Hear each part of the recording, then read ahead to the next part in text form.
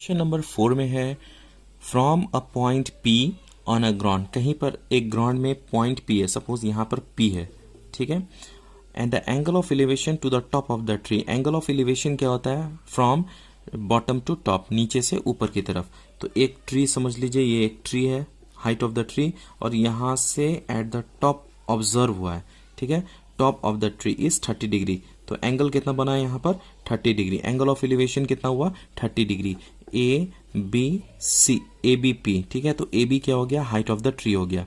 उसके बाद find the height of the tree. हमें क्या फाइंड आउट करना है? Height of the tree find out करना है। If the distance between the point, कौन सा पॉइंट? ये पॉइंट जहां से एक आदमी at the top of the tree observe कर रहा है, देख रहा है, and the tree is 60 metre. ये दोनों के बीच का डिस्टेंस कितना है? 60 metre. Between the point and the tree, ये ट्री और ये पॉइंट, ये दोनों डिस्टेंस कितना हो गया? 60 मीटर। हमें क्या फाइंड आउट करना है? Height of the tree. अब यहाँ पे पहले लिखना पड़ेगा ए बी और बी पी क्या डोनेट करता है। तो यहाँ पे हम लोग लिखेंगे let A B and P B be the, A B मतलब क्या है? A B height of the tree है, तो यहाँ पे लिखेंगे हाइट ऑफ द ट्री। तो हाइट ऑफ द ट्री। उसके बाद एंड, ये तो हो गया ए बी का। और पी बी, पी बी क्या डिनोट करता है? Distance between point and tree. So and distance between the point and the tree. ये हो गया ये डायग्राम का एक्सप्लेनेशन। नेसेसरी एक्सप्लेन करना पड़ेगा। इन ट्रायंगल, उसके बाद ए बी पी, ये ले लेंगे ए बी पी। एंगल के आगे हो जाता है पी, ये हमेशा 90 डिग्री रहेगा। परपेंडिकुलर, ये दोनों परपेंडिकुलर है। इसके आगे जो रहता है वो हाइपोटेनियस एच होता है।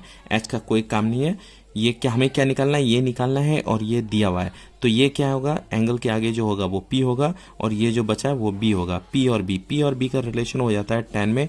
तो हम लोग यहाँ पे लिखेंगे tan theta is equal to P by B. tan theta, theta की जगह पे क्या लिखना है? 30 डिग्री। तो 30 degree is equal to P. P मतलब हो गया आगे वाला जो हो गया वो ए बी। तो यहाँ पे हम लोग लिखेंगे A B by B. B मतलब बेस, बेस कितना है? 60। तो यहाँ पे हम लोग लिख लेंगे 60।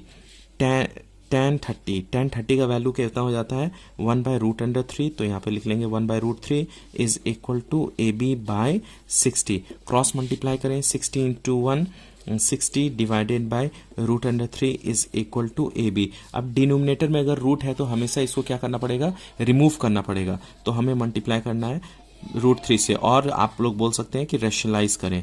तो √3/√3 से रैशनलाइज किया जाएगा इसको, is equal to A B. 60 into √3 हो जाता है 60 √3 डिवाइडेड बाय √3 हो जाता है 3। √3 मतलब क्या होता है? √3 इंटू √3 हो जाता है √3 का होल स्क्वायर। स्क्वायर और रूट कटेगा तो कितना बचेगा? 3। तो डायरेक्टली आप 3 भी लिख सकते हैं, is equal to A B.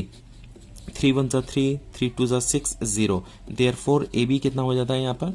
20 √3। और लास्ट में क्या लिखेंगे? Therefore height of the tree is 20 √3 metre. अगर ये वीडियो समझ में आ गई तो प्लीज़ लाइक करें, अगर नए हैं तो प्लीज़ सब्सक्राइब।